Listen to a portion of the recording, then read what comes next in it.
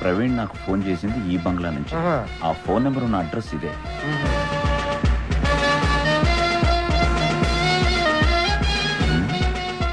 వీడిని ఎక్కడో చూసినట్టుంది. విశ్వనాథ్ గారి ఇంట్లో చూశాను. వాడి కూతురు పెళ్లి చేస్తున్నాడు అనమాట. వాడు వాళ్ళకం చూస్తుంటే కూతురు పెళ్లి చేస్తున్నట్లేదు. కూతురు వయసులో ఉన్న అమ్మాయిని వాడే చేసుకుంటాడేమో అని డౌట్ గా ఉంది. చూసావా అక్క, మన ఇద్దరు చాలదన్నట్టు మూడో దాన్ని తెచ్చుకున్నాడు. మన దగ్గర లేనిది దాని దగ్గర ఉన్నది ఏమిటో. వయసే పిచ్చి మహమ్మ దొంగ సచ్చినాడు. పదండి. చాలు కానీ దొరికితే వీడి సంగతి ఏంటో చూద్దాం రా. ఏంటి ఏంటి ఎవడో చచ్చినట్టు ఏడుస్తారేంటి? దిష్టి తీసేయండి, లోపల తీసుకెళ్ళండి. నేను నా కోసం చేసుకుంటానా? మీకోసం కదా, ఏదో తోడు ఉంటుందని. తీసుకెళ్ళండి. Take care in side. జాగ్రత్తగా దగ్గర కూర్చోబెట్టుకోండి. ఏం బాబాయ్ ఎలా ఉంది ఫిగర్? సూపర్. నీకు మూడో పెళ్లి ఏంట్రా? అంటే 2 పెళ్లిళ్ళకి నువ్వు రాలేదు కదా బాబాయ్, 3వ పెళ్లి చూసి చచ్చిపోతావు చేసుకున్నా. అవునమ్మా, మీకోసమే చేసుకున్నాను రా. మీకు ఇంగ్లీష్ నేర్పడానికి టీచర్ కావాలి కదా, అందుకని చేసుకున్నా. మ్యాథ్స్ నెక్స్ట్ ఇయర్ చేసుకుంటానా? హెడ్ మాస్టర్ చేసుకోవచ్చుగా, అన్నీ నేర్పించుద్ది. ఊరుకోమ్మా, ఎడవకు. ఆ సైతాన్ని పెళ్లి చేసుకునే కన్నా చావటం మంచిది. వీడింతేనమ్మా, పెళ్లికి ఎదిగిన ఆడపిల్లలున్న తండ్రులకు వెతికి మరీ అప్పులిస్తుంటాడు. రుణమాఫీ పథకం కింద పెళ్లి చేసుకుంటాడు. మేము అలాగే ఇరుక్కున్నాం. మీనాక్షి మనం హనీమూన్ వెళ్ళడానికి సింగపూర్ అరేంజ్ చేశా. కాకపోతే 2 లక్ష రూపాయలు అంటున్నారు. అవసరమా అని ఆలోచిస్తున్నా. అయితే ఓ పని చేయండి, ఆ అమ్మాయిని ఒక్కదాన్ని పంపించేసేయండి. మీరు ఎలాగో అక్కడికి వెళ్ళి చేసేదే లేదా? ఏంటే బాగుతున్నావు? మా ఆయన విమానం మాత్రం బాగా ఎక్కుతాడమ్మా. మీనాక్షి హలో, ఏంటమ్మా అలా పెడతావు మొహం? మనం హనీమూన్ కి ఎక్కడికి వెళ్దాం? రసికుడే. సూసైడ్ పాయింట్ కి. సూసైడ్ పాయింట్ అన్నా? నమస్తే. నమస్తే. నమస్తే అప్పచ్చన్. బాగున్నారా?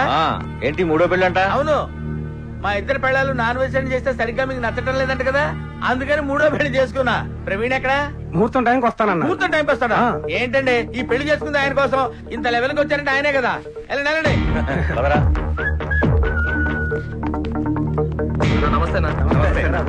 బాగున్నా. ఈ ఇల్లు ఒకసారి సర్చ్ చేయాలి. Okay okay.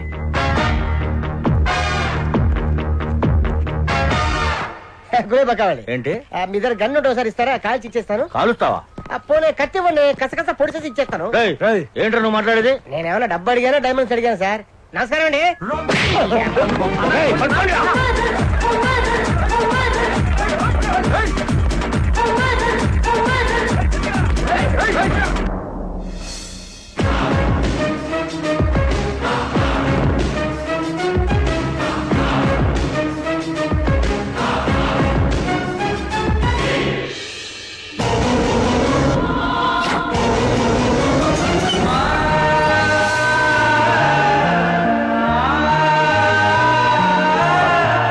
పార్వతి, పార్వతి.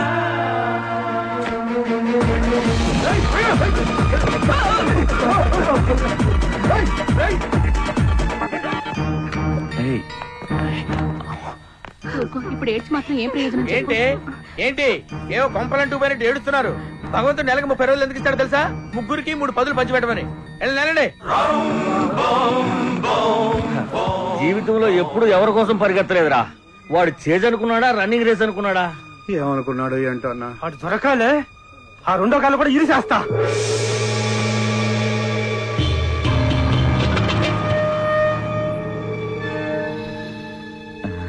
మీరెవరు? నా సంగతి సరే, నీకు ఈ పెళ్లి చేసుకోవడం ఇష్టం లేదు కదా? ఇంతకీ అమ్మాయి నీలాగే ప్రాబ్లం లో ఇరుక్కున్న ఇంకొక అమ్మాయి. నేను అందరినీ కాపాడుతుంటాను, నిన్ను కూడా కాపాడతా. నాకు చిన్న హెల్ప్ చేయవా? మంచినీళ్ళు తెస్తావా? మంచినీళ్ళమ్మా, మంచినీళ్ళు ప్లీజ్.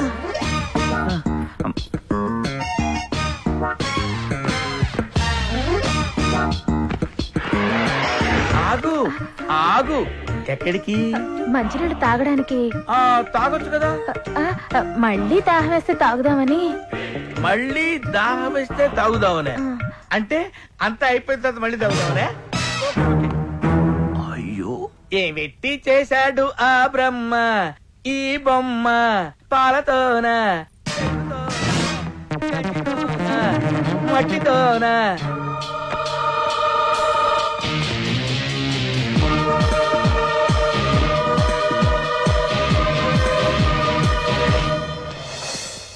ఏమెట్టి చేశాడు ఈ బొమ్మ ఏమెట్టి ఏమెట్టి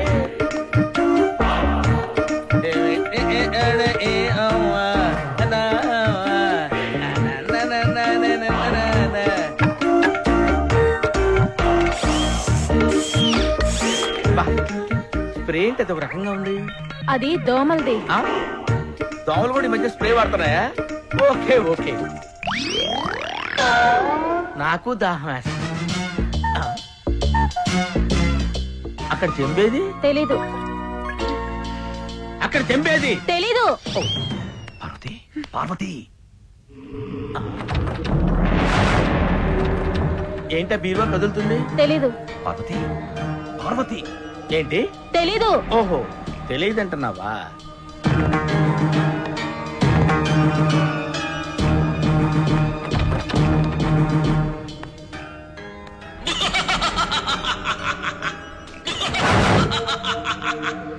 అయ్యో అమ్మా.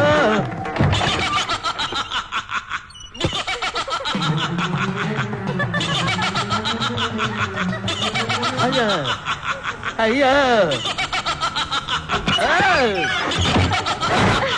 అమ్మో ఏమైంది సార్? భూతం భయపడకండి పారిపోండి రే జానీ ఎక్కడున్నావురా? ఇంటి పక్కన ఉన్నారా? రేయ్ ఇక్కడ చూడరా. ఎక్కడ్రా? నీ అయ్యా ఇక్కడ్రా. నీ మామ ఎక్కడ్రా?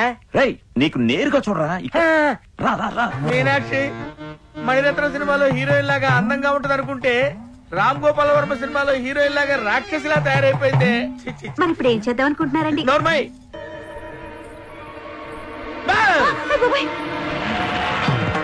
పెళ్లి కూతురు ఎక్కడికి వెళ్తుంది? ఎక్కడికండి వెళ్తుంది? ఎవడికి తెలిసే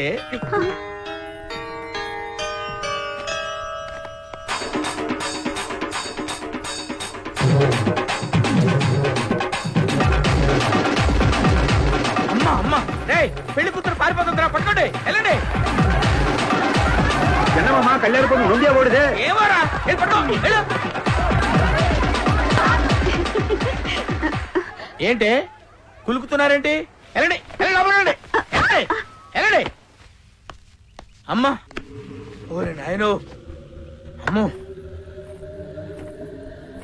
ఏమండి నీళ్ళు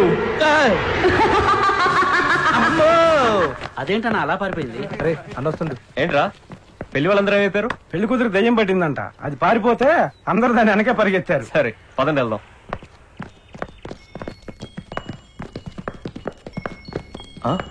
ఏంటి కలుపు తీస్తుంది?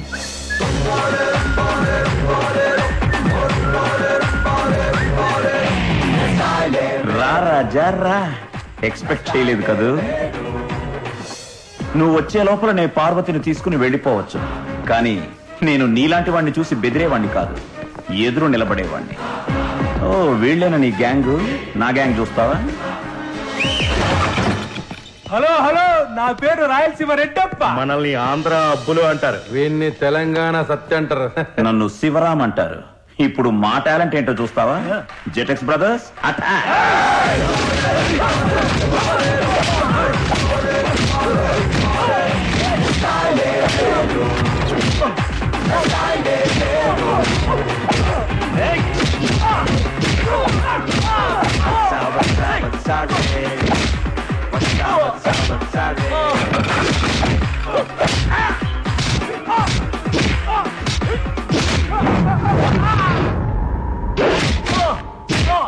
Oh!